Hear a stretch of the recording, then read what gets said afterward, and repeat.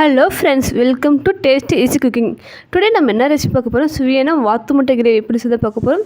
வீடியோக்குள்ளே போகிறது முன்னாடி சேனல் மறக்காமல் சப்ஸ்கிரைப் பண்ணிடுங்க, and then bell icon click பண்ணிவிடுங்க. அப்போ நான் போடுற ஒவ்வொரு வீடியோவும் உங்களுக்கு அப்டேட் வந்து சேரும். வாங்க எப்படி இந்த வாத்து முட்டை கிரேவி செய்யலான்னு பார்க்கலாம். வாத்து முட்டை கிரேவி செய்யறதுக்கு ஒரு 150 கிராம் வெங்காயம், ஒரு தக்காளி, தேங்காய் சிறிதளவு, ஒரு பூண்டு எடுத்து க்ளீன் பண்ணி வச்சுட்டு இருக்கேன். அண்ட் தென் 4 வாத்து முட்டை, அதன் பிறகு 2 டேபிள் ஸ்பூன் கொத்தமல்லி, 3 சிவப்பு மிளகாய், அண்ட் தென் காய்ந்த கருவேப்பிள்ளை, கிராம்பு, சீரகம் 1/4 டேபிள் ஸ்பூன், மிளகு, பட்டை, அண்ட் தென் பெருஞ்சீரகம் எல்லாம் எடுத்து வச்சுட்டு இருக்கேன். ஸோ ஃப்ரெண்ட்ஸ், இதுதான் நமக்கு தேவையான பொருட்கள்.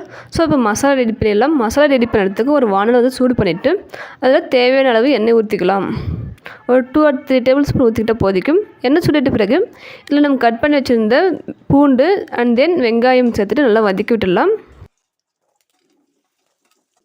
ஃப்ரெண்ட்ஸ், ஒரு 4 to 5 மினிட்ஸ் பக்கம் மீடியம் ஃப்ளேமில் வச்சு நல்லா வதக்கி எடுத்துக்காங்க. ஸோ அது மாதிரி வதங்கிட்ட பிறகு வெங்காயம் அண்ட் பூண்டு நல்லா வதங்கிடுச்சு. ஸோ இப்போ தேங்காய் அண்ட் தென் தக்காளி சேர்த்துக்கலாம். சேர்த்துட்டு நல்லா வதக்கி விட்டுடணும். ஒரு 3 to 4 மினிட்ஸ் பக்கம் வதக்கிடுங்க. மீடியம் ஃப்ளேமில் வச்சு வதக்கிடுங்க. ஸோ அதன் பிறகு இதில் கொத்தமல்லி அண்ட் தென் சிவப்பு மிளகாய் வந்து சேர்த்துக்கணும். சேர்த்துட்டு வதக்கிடுங்க. கொத்தமல்லி இது வந்து லைட்டாக ப்ரௌனிஷாக வந்து கலர் சேஞ்ச் ஆகிற வரைக்கும் வதக்கணும். கொத்தமல்லி நல்லா வாசனையாக வரும். ஸோ ஃப்ரெண்ட்ஸ், இது மாதிரி நல்லா வதங்கி வந்துடணும். ஸோ இப்போ அடுப்பை ஆஃப் பண்ணிவிடுங்க. ஆஃப் பண்ணிவிட்டு நம்ம எடுத்து வச்ச மசாலா இன்க்ரீடியன்ஸ் சேர்த்து அப்படியே கிளறி விட்டுடணும். சூடாக இருக்கிறப்ப நல்லா கிளறி விட்டுடணும். ஸோ இதெல்லாம் போட்டுடணும்.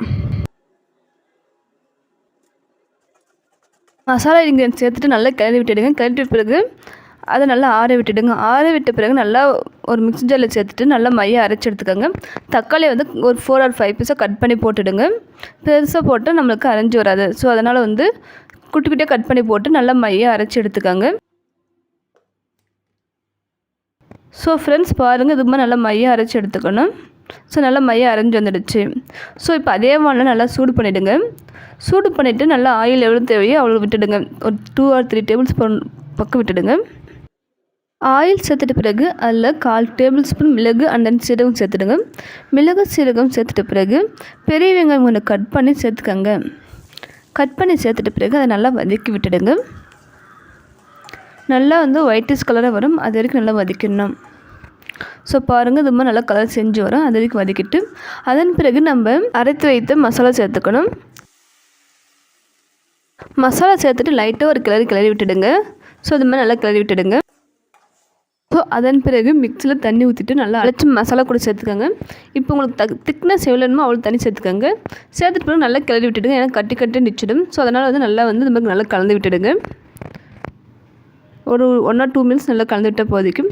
அதன் பிறகு உப்பு, மஞ்சத்தூள், கரம் மசாலா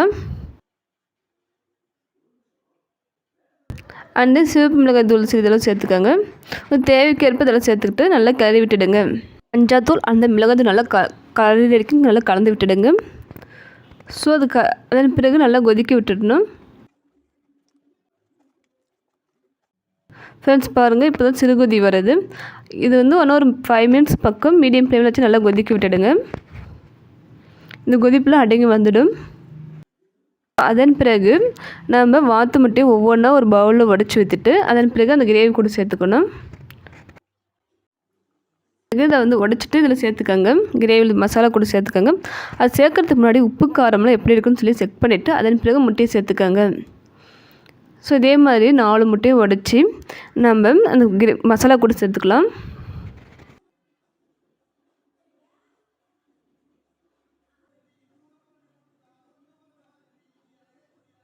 பிறகு மூடி வச்சுடுங்க. ஒரு 10 மினிட்ஸ் பக்கம் மீடியம் ஃப்ளேம்லேயே வச்சு வேக விட்டுடுங்க. அதன் பிறகு ஓப்பன் பண்ணி பாருங்கள். நல்லா கலர் வந்து மாறி வந்துட்டு இருக்குது. முட்டையும் நல்லா வெந்துட்டு இருக்குது, பார்த்தாவே தெரியுது. ஸோ முட்டையை இப்போ லைட்டாக வந்து திருப்பிட்டுடுங்க. ஸோ நம்ம மீடியம் ஃப்ளேமில் வச்சதுனால அடி பிடிக்கல, எதுவும் ஆகலை. ஸோ திருப்பிட்டுடுங்க. ஸோ பார்க்க நல்லாயிருக்கு, அண்ட் தென் வாசனையாகவும் இருக்குது, டேஸ்ட்டாகவும் இருக்குது. டேஸ்ட் பண்ணி பார்த்தேன். ஃப்ரெண்ட்ஸ், நம்ம இந்த கிரேவியை ரைஸ், சோறு, சப்பாத்தி, பூரி அண்ட் தென் இட்லி, தோசைக்கெல்லாம் வச்சு சாப்பிட சூப்பராக இருக்கும். டேஸ்ட்டாக சூப்பராக இருக்கும். ஃப்ரெண்ட்ஸ், இந்த கிரேவி நம்ம ரொம்ப சிம்பிளாக செஞ்சிடலாம். பயனில் கொத்தமல்லி தலை வந்து சேர்த்துக்காங்க. கொத்தமல்லி அண்ட் கறிவேப்பிலை தலை சேர்த்துக்காங்க. ஃப்ரெண்ட்ஸ், உங்களுக்கு இந்த கிரேவி பிடிச்சிருந்தா வீட்டில் செஞ்சு பாருங்கள். இந்த வாத்து முட்டை கிரேவி அண்ட் கமெண்ட் செக்ஷனில் சொல்லுங்கள் எப்படி இருக்குன்னு. மற்றொரு நல்ல ரெசிபியோடு பார்க்கலாம். Thank you, bye, see you all.